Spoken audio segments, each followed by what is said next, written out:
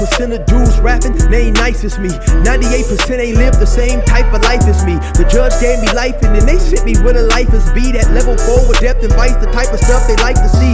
Two choices, fight or flee. I refuse to die a chump. I never been a mark, but damn, it's scary when that riot jump. I seen Jews cry, get pumped, and some sexually brutalized. Knew a dude who lost his life and he was only doing 5 year-long racial fights when homie all you do is ride. Lonely days and nights up in a hole causing suicide. From the moment you arrive, you see the Mexican mafia, AB skinheads with big giant swastikas, pro-black philosophers, the BGF, the Kumi, and Muslims who will murk you from the nation to the Sunni. That MS was loony, quick to ride up on they rival. Even Christians went to church, hide knives up in a Bible. Political and tribal, the Crips and Damus, the Long Beach, the Hubs and the Dubs and the Grooves, the IE, the Bakersfield, the Dago Pyrus, the Hustlers quick to roll, the gangsters don't move. Whatever click you choose, you better.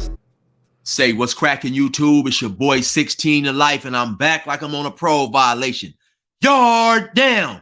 You already know what it is, man. And today I got an extremely very special guest. We got Sad in the house, coming from LA County. And Sad, thank you for reaching out to me, man. How you doing?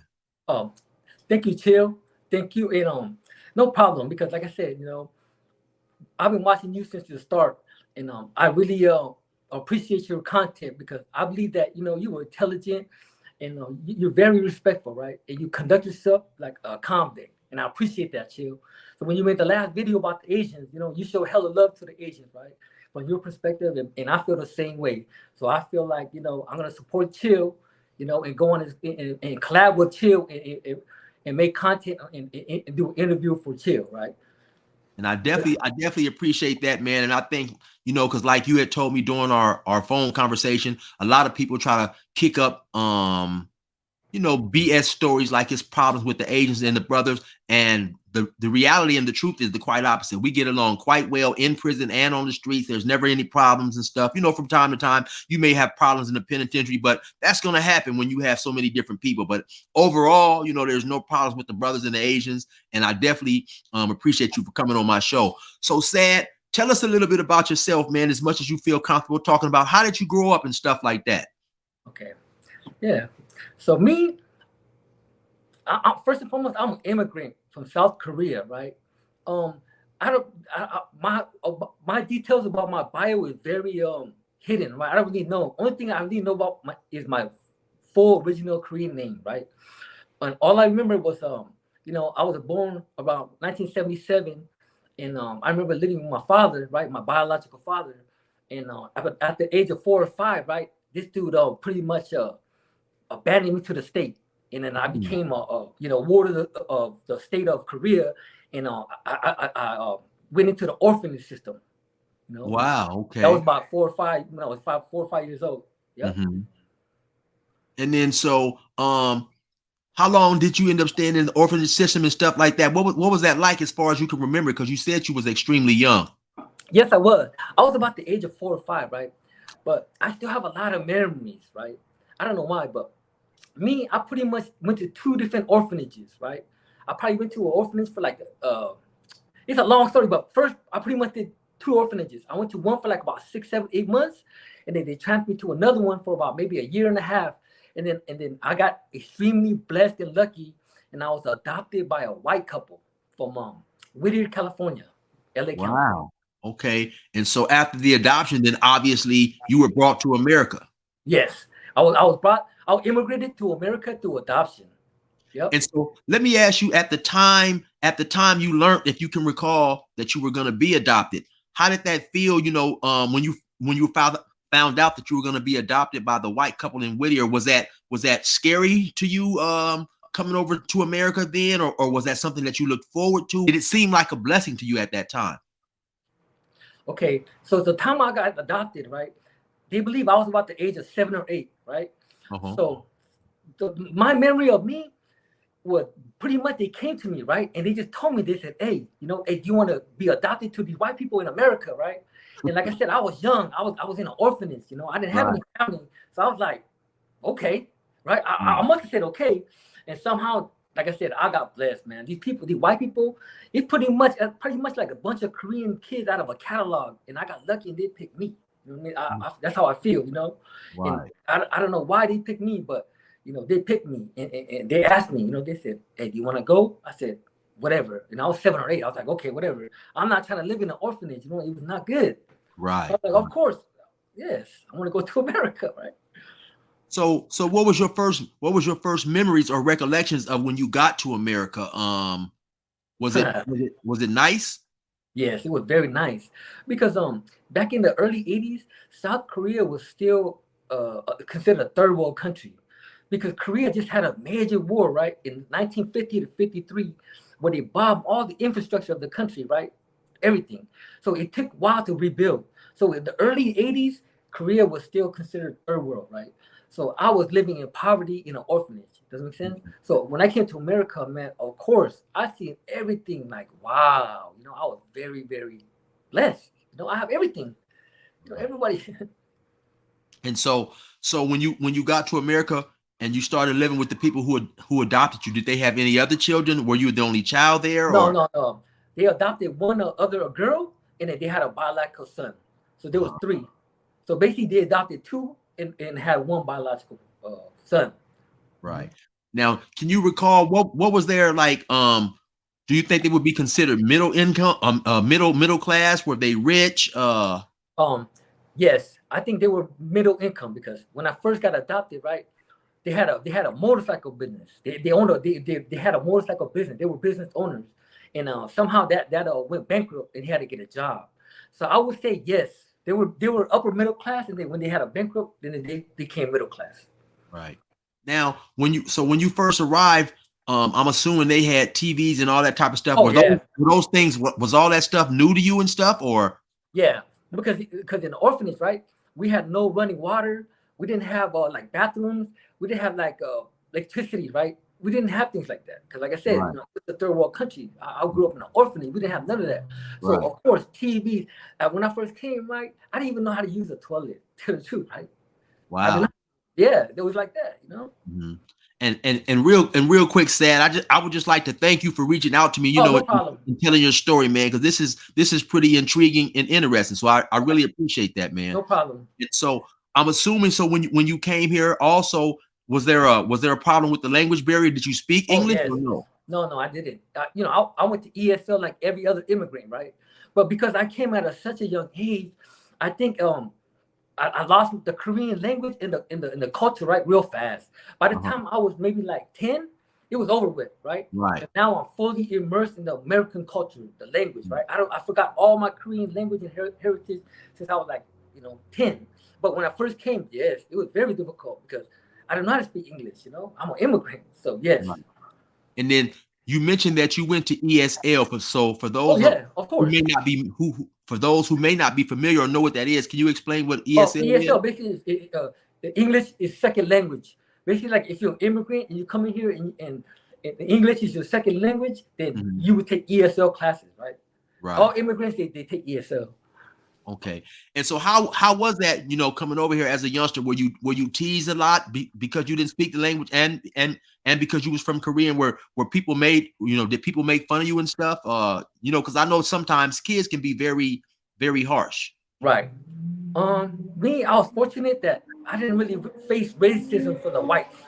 You know, I didn't really face racism for the whites. I would say that, right? Uh-huh. Maybe because I was more aggressive than them, or you know, but I did not have problems with no type of teasing or nothing living with the whites. Uh-huh.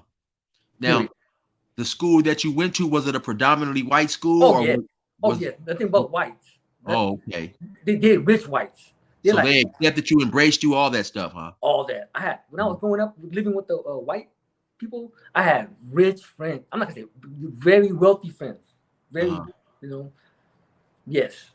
And we don't necessarily have to mention their names now, but do you still remember? Do you still remember the people? Oh yes, of course, Uh-huh. of course. Uh-huh.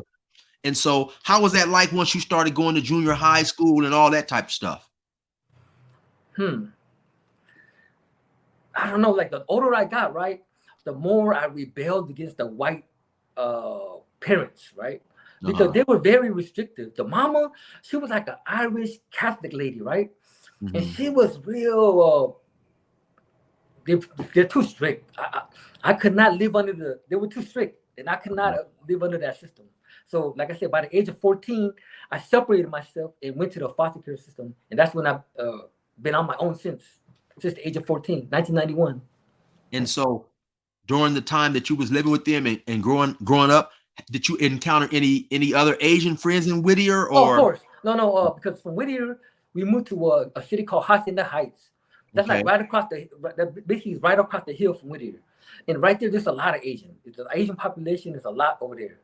That's considered the San Gabriel Valley. There's a lot of Asians over there. Yes. right, So I had experience growing up with Asian stuff, but I never really connected with Koreans. Does that make sense?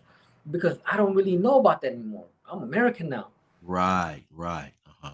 And so you said that due to them being so strict, you broke away from them. Was that something that you was requested or Yeah. due to Yes. that? So it wasn't due to you not listening to them anymore. They wanted you out, so you chose to leave, huh? Yes, I chose to leave because I knew at a young age, right? Bro, I'm not happy here, right? And I don't feel comfortable calling these parents mom or dad or anything like that because I don't feel like that. Right. Because I still have memories of calling my real dad. Does that make sense? Right. So like I said, I never assimilated with them and never took them in my heart like they were my parents, you know? Right. So that's why it's not gonna work out. That's why at the age of 14, I knew. I said, I'm out of here. And that's why I have no regrets, you know? So at 14, I went on my own. Did you happen to develop a bond with the Asian girl that they had adopted? No, she's not Asian. She's white. Oh, okay. They adopted a white girl. And then they had I'm the only Asian. That's the thing. I don't know why they adopted me. Well, did you did you happen to develop a bond with any of the kids, period? Nah. No? Not really. Nah. We were too different. I could not assimilate. Chill. I don't know how to explain. I think I was too old to be adopted. I was too self-independent. Right. So you just always felt different, and it just wouldn't let you make that certain connection. Nah, I couldn't. I couldn't. There was no connection. Like I said, I like when I call no mom or dad, right? That felt fake. I never accepted that. So that's what I'm saying. By the age of 14, I already knew. I was like, forget that. And no regrets. At 14, like I said, I went my own way. Boom. So, oh no, go ahead. Sorry about that. And that's when I became an orphan in America. I was an orphan in Korea. Now that's the age of 14. I became an orphan in Korea. Right. You know what I'm saying? And so once you informed them that you wanted to leave, how did it affect them emotionally? Were they really hurt or? Oh, yeah, they was mad. The mama was hella hurt. Yes. Right. Yes. They felt that you had betrayed them or something?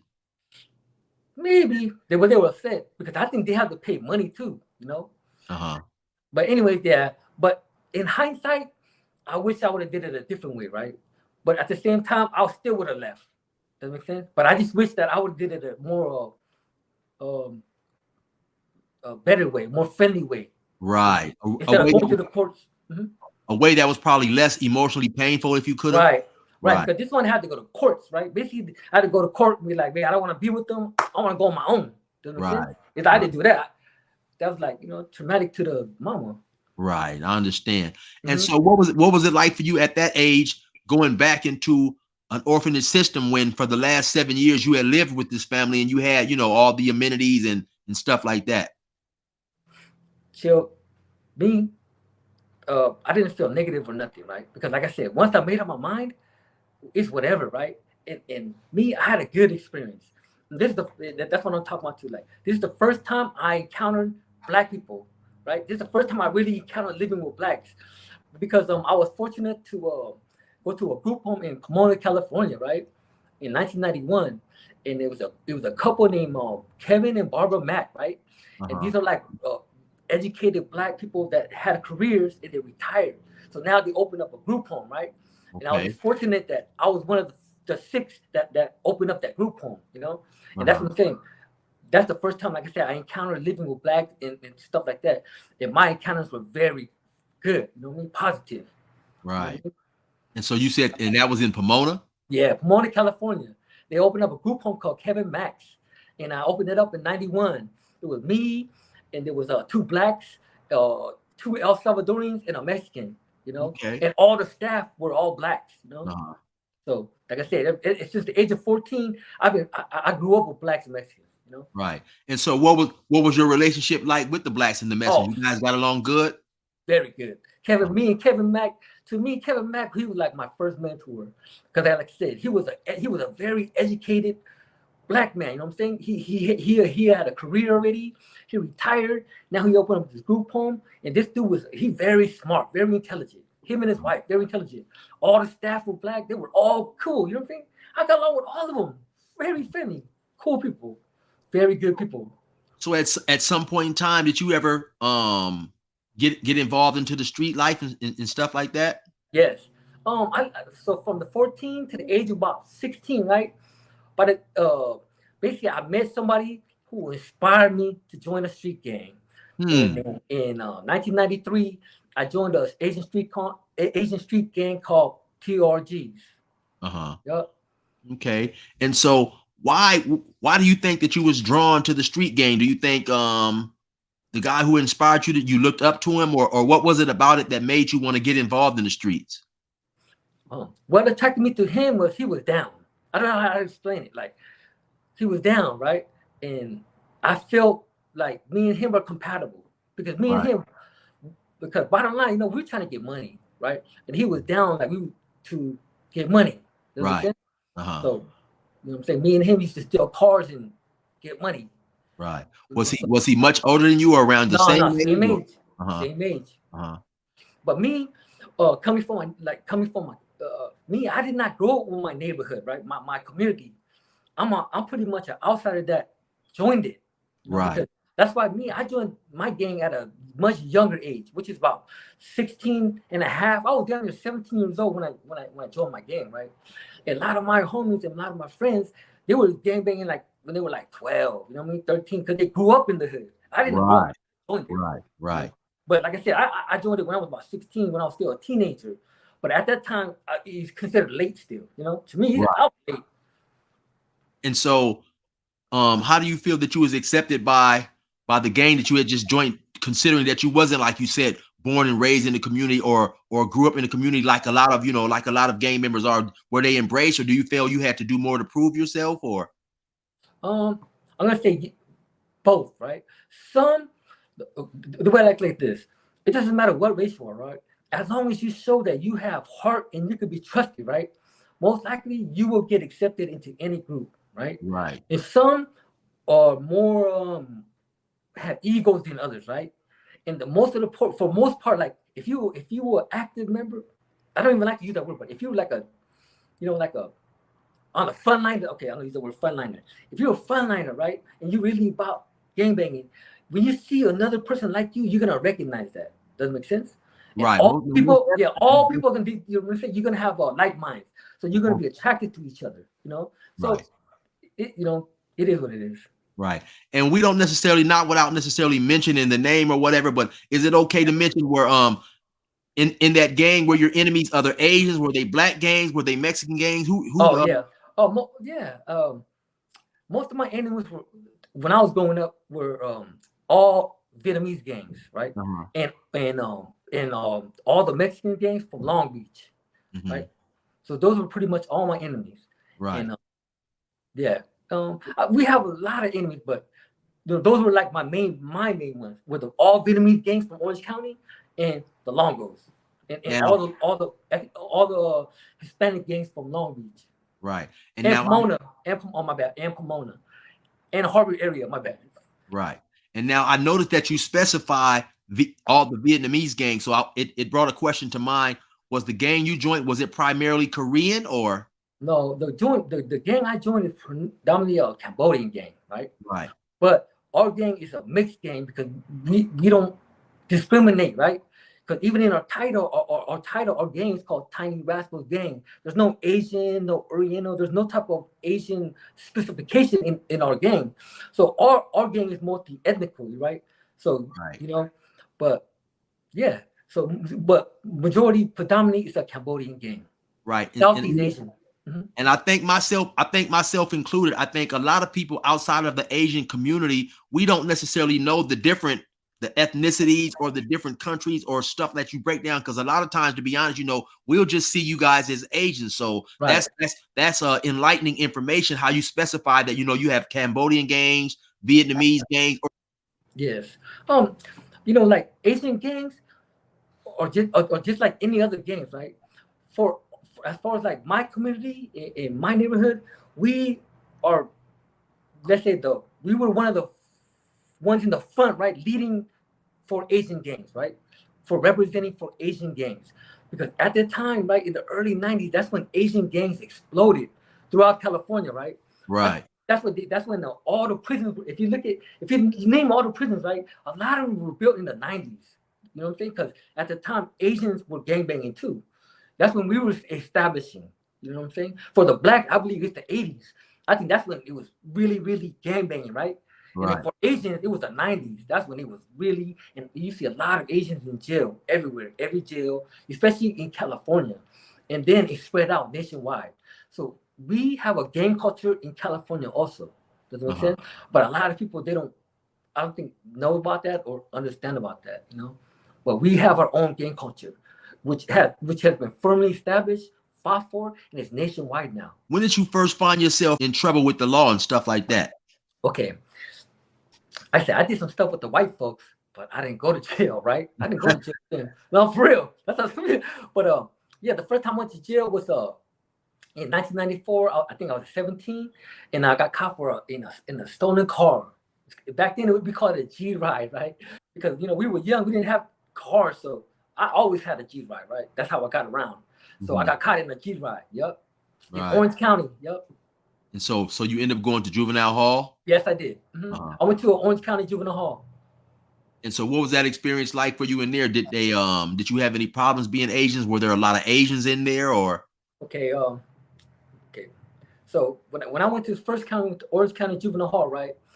Um, the way they have it is it's not separated, right? It's just basically long hallways, and it's just different units, right? And the unit I went to, I believe it was K or something like that, right? And it may be about maybe it wasn't too many people in that unit, maybe about 15, or it wasn't that many, but I remember there was only one enemy, right? One Vietnamese dude. He was an enemy, and I remember I got down with him, right? And what happened was when I went to court, right? The judge from Orange County he sentenced me to 45 days for that GTA, right? Mhm. And what happened was, okay, I was like, okay, cool, 45 days, no problem, right? Boom. So about the 40 something day, they didn't release me. What happened was LA County basically they got me from Orange County Juvenile Hall and took me to LA, right? To Los Padrinos, and they made me go to Pomona Court for the same offense. For the same offense. And then when I went to Pomona Court for the same offense, Pomona Court gave me 9 months camp. Mm. That's the thing. Because like I said, I'm in the system, I have no parents. How the hell look, I got caught in Orange County. Orange County, they sentenced me to 45 days. How the hell Pomona Court grab me and give me 9 months camp? Come on, man. You know what I Right. mean? From that 9 months camp, we filed on, and they sent me to YA for 1 year. So out of a 45-day sentence, I did 2 years, all because I'm a fucking orphan and I have no fucking parents. Right. You know? And so what age did you get out at? From 17 to 19, I got out. Let me make that clear. They give me a YA number, right? My YA number was 72378, right? But I didn't go to an institution. They sent me to a fire camp. It was called Ben Lomond in Santa Cruz. So to me, I didn't really go to a YA. I don't want to put that out there, but I do have a YA number, which is 72378, and I pro from fire camp Ben Lomond in 97, 97, 96, 96. And so how long did you stay out before you found yourself in trouble? And I stayed on the street maybe like a couple of weeks. Then I got caught again. And so on this next GTA, did you get sent to the penitentiary, or what was Yeah. how did you wind up in prison, or actually in prison for the first time? Yeah. That got me to prison. That got me to prison. And like I said, in that story, this is the cold part, right? Okay, like I got caught in a stolen car, right? I wasn't the driver. My driver was a black homie. I have a black homie from Pomona. He was the driver, right? And what happened was, we basically stole this car, right? We have a neighborhood in Orange County called Main Street, right? So we stole this car out of Main Street, and we were trying to go home back to Pomona, right? Because this was in Santa Ana. So when we took the car, right, boom, this was about maybe about 1 o'clock. something like that, right? And we were trying to get onto the freeway, but for some reason they closed the freeway off, right? It's the I think it's off the 5 freeway. It's like off of 7th Street in Santa Ana, right? Anyways, we're trying to hop on that on and off freeway entrance, but it got closed. So the homie, the black homie that was driving, this dude pulled into like a gas station, right? And within like 20 seconds, you had 3 cars just surround, right? I didn't even run, chill. I see my black homie. This was try to run. I already knew he's not gonna get away. I'm like, I'm not gonna get beat up. Fuck that. So I stayed in the car, right? Because like I said, what can they really get me for? I'm a passenger in a G-Ride. I gotta say I didn't know shit. So anyway, they took me. They got him. I know he was not gonna get away. Oh, they got his ass, gaffled him up. So I'm in the cop car, right? And then I see the police. He putting tools in a fucking bag, and I already knew what he was doing. And I told him, "Hey, bro, that's not mine." He's like, yeah. I was like, dude, that's not mine. And that's what they charged me for, because they couldn't give me for anything. So they charged me for ex-felon with a possession of a fucking burglary tool. Burglary tools, or something like that, right? Because like I said, I'm a passenger in a G-Ride. I didn't do nothing. So he got to make up a fucking thing and say that. You know what I mean? I'm like, wow. So they basically planted some burglary tools on you and just gave you a case. Yes, straight up. And like I said, I'm not gonna fight that, because like I'm not gonna fight that. I'm like, fuck it, 16 months in prison, no problem. So that's when I did my first term in prison. Yep. Right. Now I keep hearing you say the black homie was driving. He was from your hood? Yes, he was from my hood. Yep. Wow. And that's what I was gonna ask you. So I was gonna ask you, were there any different guys from different races from your hood? Oh, of course. We have a lot of blacks, Hispanics, and few other ethnicities. But I have a lot of black and Mexican homies. Wow, that's interesting. I didn't know that. Because like I said, we're an Asian gang, but we're not strictly an Asian gang, if you know what I'm saying. Because like I said, in our title, you don't see no Asian, Oriental, or nothing like that. You know what I'm saying? Primarily Asian, but you guys have other races in there. Right, because we're not about it. We're not an Asian gang. We're a street gang. You know what I'm saying? It's just predominantly Cambodian started it, but bro, we're a street gang. If you down, and like I said, your word is good, we fuck you. You know what I mean? Like, we don't care who you are. We don't discriminate. As long as, like I said, you a good dude and your word is good. So when you guys go to jail, are the gangs still separated, or just all the Asians are together? Or nah, we're not separated. In LA County, we all go together. Only time we were separated was from the Southsiders during the green light phase, right? And I went there in 2000. I went to LA County twice, which was in '97 and in 2004. Right. And at that time, there was a little bit of tension with the Southsiders. Right. In '97, there was a lot of tension. But in 2004, it was kind of winding down. So now there's no more tension. It's over with. When you get to prison now, due to all the Asians run together, so the Asian gangs that you guys would beef with on the street, you guys are now cool in prison? Right. I think prison, like I said, has its own rules, right? And each race understand that too. That's why it's not just us that do it. It's every other race also, except for the Hispanics. They don't do it, but blacks, I'm pretty sure you guys do it. All Crips, right, from certain areas, you guys click up and stuff like that, right? Well, not really, right? It's to be honest, it's a smart thing to do, but sometimes it doesn't always work out like that. I mean, because like you said, prison is different. The bigger picture is to come together for your race, but unfortunately, you have a lot of black gangs that they don't see the bigger picture, and so they don't come together. Right. But I think if the numbers were comparable to our numbers, I think you guys would. If you guys only had 20 blacks on the yard, I think you guys would all come together. Right. Or if you only had 20 Mexicans, I think you all get together, right? Because like I said, our numbers are very low. We're talking about maybe 20, 15, 25 people, right? And like I said, when you go to a prison yard, bro, like 25 is nothing, right? It's nothing. Right. So that's why it's like, I don't know. We have to stick together, or else we're not going to exist. There's no way.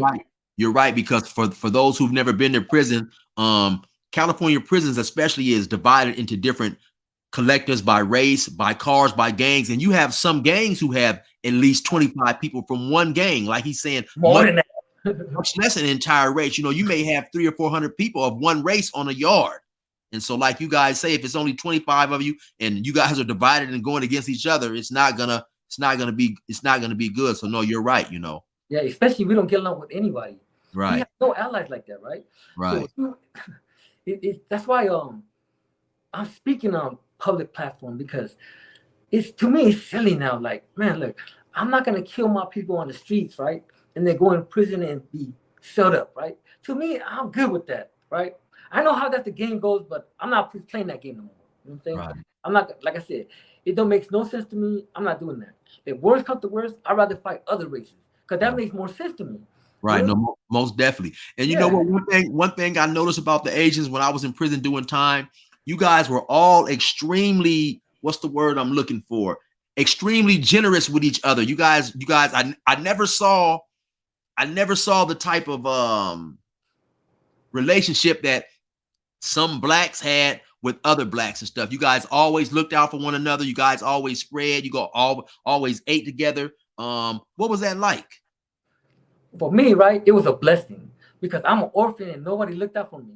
But like I said, my Asian Islanders within the Asian Islander card within the prison system, they helped me out greatly, you know, and I felt blessed. I have good people, you know. Like I Right. said, you know, like I said, within the Asian Islander card, like the homies, they will not let none of the people starve. You know, chill. They Right. won't. You know, and that's what I appreciate about the Asian and Islander homies. You know, like I said, it's family oriented, and we always look out for one another because we're not deep in numbers. You know what I mean? We're not. Right. There's not hundreds of us. There's Right. only like maybe not even 20 sometimes. You know. And yeah, you're right. And I definitely witnessed like a much stronger bond with the Asians. And then, like you mentioned, the Asian Islander car. So can you explain who some of the Islanders are Okay. Okay, I'm gonna try to be descriptive without saying too much, right? To me, there's a misconception that there's a other car. To me, there isn't such thing as a other car. There's only two cars within the other car. There's only Asian Islanders or Native Americans. There's only two. There's no such thing as the other car, right? If a other comes to prison, right, he's not gonna say, "Oh, he part of the other car." No, no, no. I'm not part of the other car. I'm part of the Asian Islander car. Does that make right. sense? Okay, Right. now, but if a other comes, or he could try to be part of the Asian Islander car, but there's no such thing as the other car. That's how I look at it. Either Right. he's gonna be part of the Asian Islander car, or he's gonna be part of the Native American car. Sometimes it's separated, right? But sometimes we together. Right. But And to me, there's no such thing as the other car. There's right. only Asian Islander car or Native American car. That's it. There's no other car. And if And you come in, there's no such thing as, oh, he automatically in the other car. Nah, it doesn't work like that. right. And for those out there who may not understand what he's saying, basically in prison, sometimes anything besides if you're black, you're Hispanic, or you're white, they refer to as the other. So that's what he's talking about. So when you say the Asian Islanders, so basically you're saying also the Samoans, the Tongans. Yes, all Pacific Islanders and Asians, right? Right. Okay. Yes, and those Right. are that's the thing. If you look at the other car, right, it's majority 99% Asian Islander or Native American, right? Right. So that's what Right. I'm saying. So how is it an other car where it's only majority of three groups? Right. So Right. that's what I'm saying. To me, there's no such thing as the other car. Right. Because let's say you are other and you come into prison, you're gonna say, who you run with? The other car. There's no such thing as the other car. Who you run with? Asian Islander or you run with Native American? Who you run with? Does it make sense? There's no such thing as an automatic other car. It Right. seems like, because I think YouTube has a misconception that it's just easy to be part of the other car, right? Or anything like that. Like we have our own rules and regulations also because we are gang members on the streets. We're not civilians. So we have code of conduct, right? We have police, right? Things like that. Just like every other gang. And like I said, anybody can't just come and join the fucking other car. Does it make sense? Now, Just you don't automatically become a part. Nah. let me ask you this question here, because you mentioned that you guys are gang members. What if you happen to have an agent in prison who's not a gang member, who's not from the streets? He just happened to maybe make a mistake, drunk driving. Can he function with you guys? Okay, yes, he can. If he's an Asian Islander or any other, right, that's not affiliated with the other races, right? But at the same time, we're gonna screen him, right? We don't just take anybody. You have to go through procedures also, right? First and foremost, we're gonna screen you, right? Check your paperwork, like who are you? Where did you come from? You know what I'm saying? Like, what are you here for? Who you to hang out with? Things like that, right? Right. Somehow we could try to find who he is and stuff like that. And like I said, we have rules and regulations also. Asian Islander car, the Native American car are actual cars in prison. We have our own areas, our own properties, things like that, right? We have our own rules also. So we're gonna tell you, hey, you want to be part of the, but these are the rules that we expect you to follow also, just like everybody else, because we're in a general population prison. Even though we're Asian Islander, we still have to politic because everybody's politicking. Does that make sense? Right.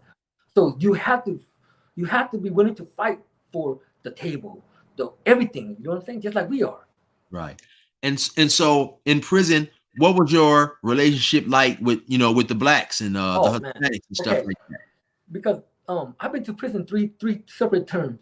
And my first term was only 60 months. So I didn't experience a lot, right? So I didn't really get nothing out of it. But my second term was 7 years. And this time I did all my time in a level 3, right?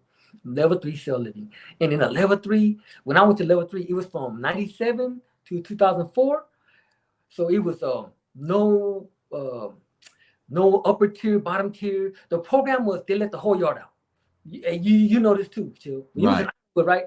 There was no upper tier, lower tier. They let the whole yard out. So it might be about, on a good weekend, it might be about 700 inmates, 800 inmates on the whole yard, right? Right. We both experienced that type of stuff.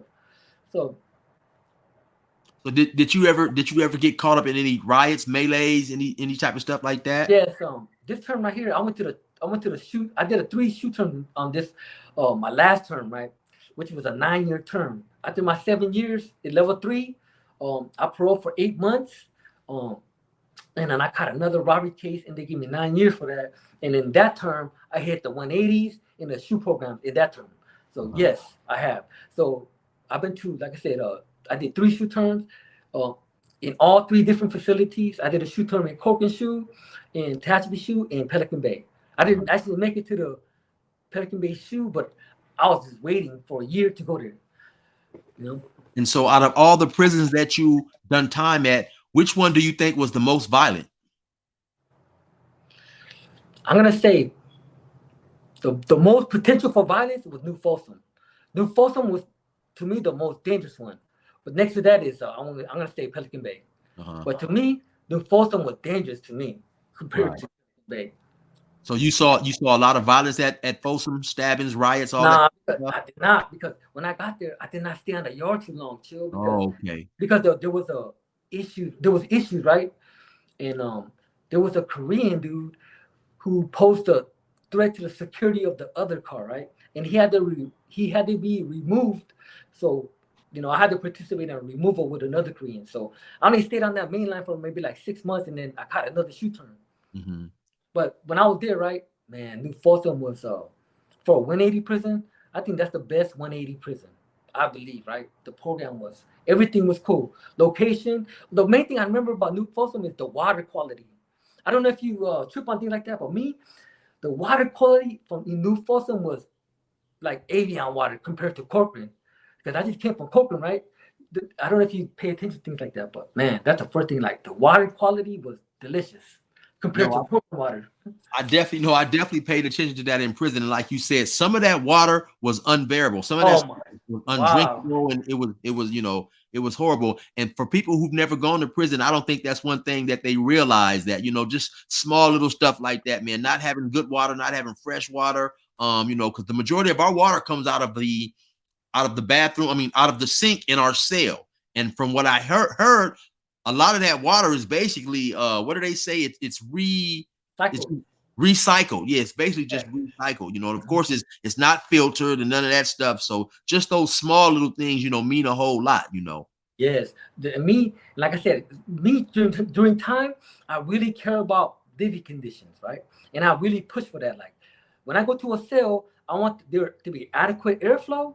I want the water to work properly and the toilet to work properly. Does that make sense? I don't want no leaks. I want a proper cell that's afforded to me to do my time, And I was really pushing for that. And the water quality, man. I don't know if you've ever been to Tracy. No. The Tracy water. Oh my goodness, I could not believe the inmates were drinking the water quality. What there was the most disgusting. I could not believe that the inmates were drinking this water. This was crazy. But yes, New Folsom, I remember, man, the water quality was excellent. It tastes like Avion compared to Corcoran. Mm-hmm.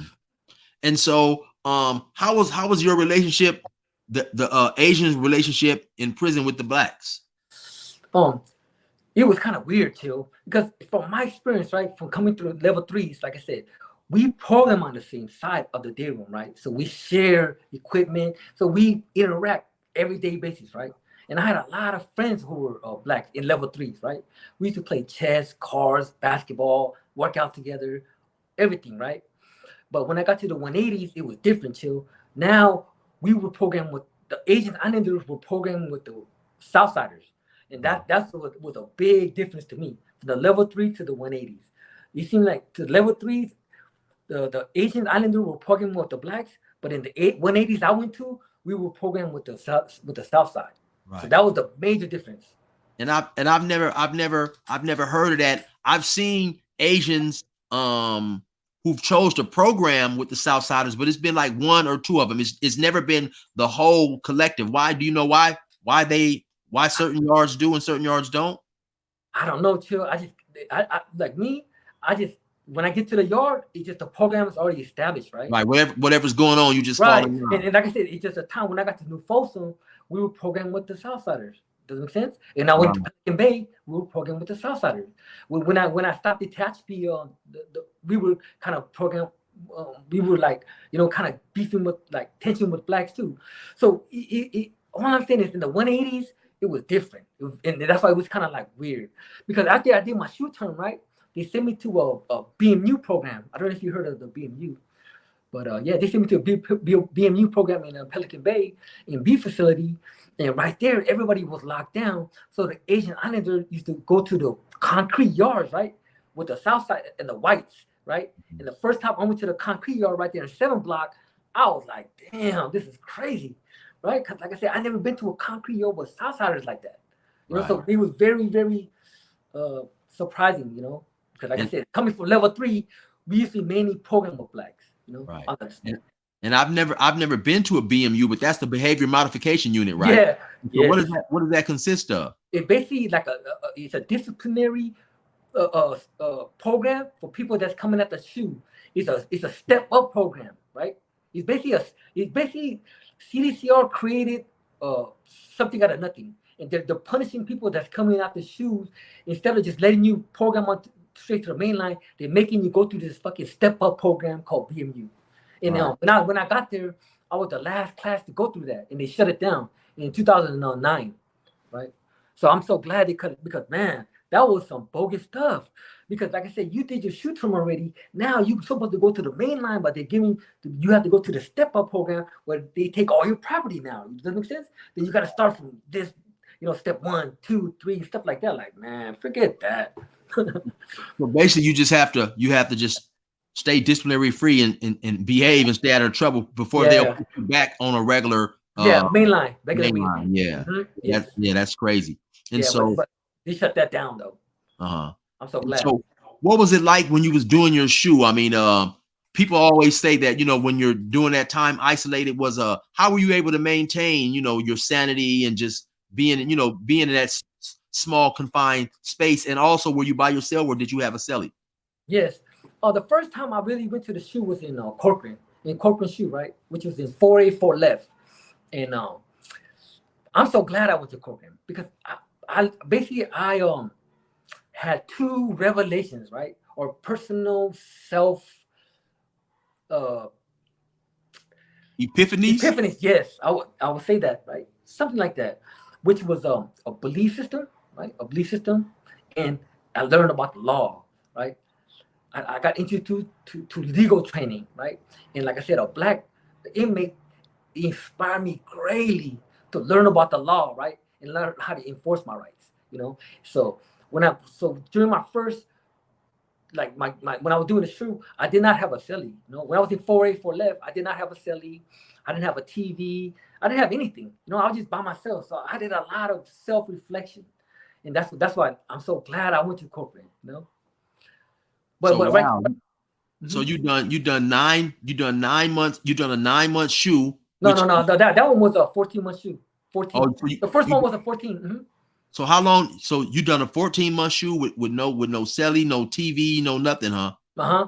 Yep. And that definitely would have drove a lot of people crazy, because even on, I've been on the main line sometimes, and I'll see a dude, his celly may go home, and after 2 or 3 days, he may holler through the door talking to one of his homies, dang, man, I need a celly. I need somebody to talk to. And that's when we're coming out every day. That's when he has a TV, a radio. People definitely need human connection. And so you being in that cell that long, 14 months, no celly, no TV, you said you did a lot of self-reflection. So that's amazing that you was able to, remain strong, keep your sanity and stuff like that. Because just being locked in that small cell all day long, maybe coming out 22, maybe 2 hours a day or 2 hours every other day, that's definitely it takes a lot of mental fortitude to do that. Oh, thank you, Chill. But man, in a shoe environment, right? It's different than the main line. In a shoe environment, it's very militant, right? And everything is timely, right? And individuals that doing shoe terms are very disciplined, professional people, right? So when I went to the shoe, right, even though I was the only Asian, I felt like I had to represent my race in my gang and whatever I represent, right? Right. In a highlight. So what I did was, there's a saying, when in Rome, do what the Romans do, right? Right. So that's what I did. I kind of adapted the program of, pretty much the Southsiders, Right. Because, and also that's what I learned about, politics and certain things like that. But I'm so grateful that I went to corporate and I experienced doing shoot term in corporate because I learned so much from there. I'm so Right. grateful. But I mean, like I said, in corporate, the caliber of people is gonna be more professional. Right. Right, they're gonna be more professional, very respectful people, and they don't play no games, And I appreciated that, because even though I was by myself, like I said, when back then, the people like all active, right? Back then, it doesn't matter what race you are, right? They all look out for each other, Right. So people like, for example, if I get magazines and I'm done reading them, I'm just gonna pass them down the line. Does it make sense? So I always have reading material, books, and things like that, right? Because the other actors, other races, always help other people, even though it's not their race, Right. And that's how the shoe is, They don't play little games, Everybody trying to live as best they can, like you said, stuck in a cell, right? And when it's time, it's time. Besides that, man, we trying to live good, We're stuck in a cell. Most definitely. But you said that when you basically in Rome, you do as the Romans do, but that's not necessarily something that's attainable for everybody. Because I always say that one of the things that helped me survive in prison, I believe, was my mentality. But everybody's not able to take a certain mentality and stick to it. Because if so, then we would never have snitches. We would never have dudes doing the opposite of what so-called gang members are supposed to do. So I just think that's that's definitely a strength that you have, being able to say that I'm, because like you said, man, when a person is really, I was gonna say, when a person is really dedicated to a gang, but it's even bigger than being dedicated to a gang. It's whatever you're dedicated to. You have to really incorporate those principles and those principles and excuse me, beliefs. And those beliefs, you're right, that come with whatever you choose, whether it's a fireman, a priest, a swimmer, and a gang member, and everybody can't always do that. Everybody can't always do that, and so that's definitely commendable. Like I said, because by me doing a lot of time, I know what it takes to stay in those cells. Some people break down mentally. They need they need people to talk to. They need interaction and stuff like that. Hey, Chill. I remember because in Cochran, right? This was in 2006. They used to let you have speakers in their TVs, right? And they let you have a TV and a radio, right? And I remember, man, you know how they play institutional videos? Like 8 o'clock. I remember 8 o'clock, there's always the institutional video, right? In every institution, at 8 o'clock at night, there's going to be an institutional video that plays, right? Right. And like I said, they have speakers, and I used to listen to the TV, the movies, right? But only with audio. And I used to sit there like, damn. And just listen to the soundtrack of the movie, like, fuck, this sucks. And I just keep reading my book. We're like, but hey, like I said, Cochran, man, I'm so glad I experienced that, because like I said, every day I wake up, same thing. When they do the roll call, I'm up, bro. Ready my bunk, program time. You know, Right. that's what I learned about discipline and politics. Right. And so how long have you been out now free? Oh, I've been out for 10 years, Chill. Oh, okay. 10 Congratulations. years. Yes, Yeah. man. I'm so grateful. Uh-huh. And so are you obviously you've changed your life around a little bit. You staying out the way. Yes, I am. But to me, I'm not gonna sit here and sugarcoat nothing, right? Life is hard for me, right?